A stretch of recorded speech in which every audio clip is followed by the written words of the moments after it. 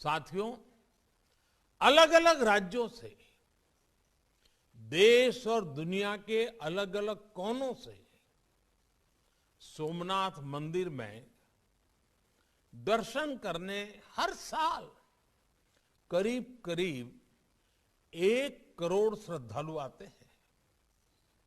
ये श्रद्धालु जब यहां से वापस जाते हैं तो अपने साथ कई नए अनुभव, कई नए विचार, एक नई सोच लेकर के जाते हैं।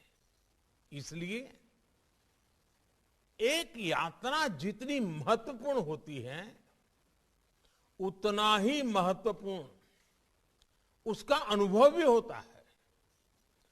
तीर्थ यात्रा में तो खासकर हमारी इच्छा होती है कि हमारा मन भगवान में ही लगा रहे। यात्रा से जुड़ी अन्य परेशानियों में हमें जूझना न पड़े, उलझना न पड़े। सरकार और संस्थाओं के प्रयासों ने कैसे कई तीर्थों को संवारा है, सोमनाथ मंदिर इसका भी जीवंत उदाहरण है।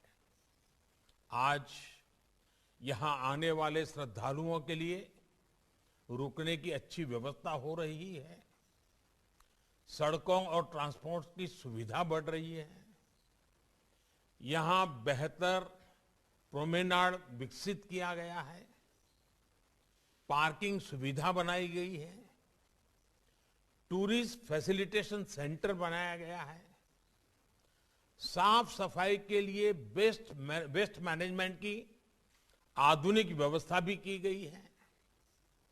एक शानदार पिलग्रिम प्लाजा और कॉम्प्लेक्स का प्रस्ताव भी अपने अंतिम चरणों में है। हम जानते हैं, अभी हमारे पूर्णेश भाई उसका वर्णन भी कर रहे थे, मां अंबाजी मंदिर में भी इसी तरह के विकास और यात्री सुविधाओं के निर्माण के लिए विचार चल रहा है।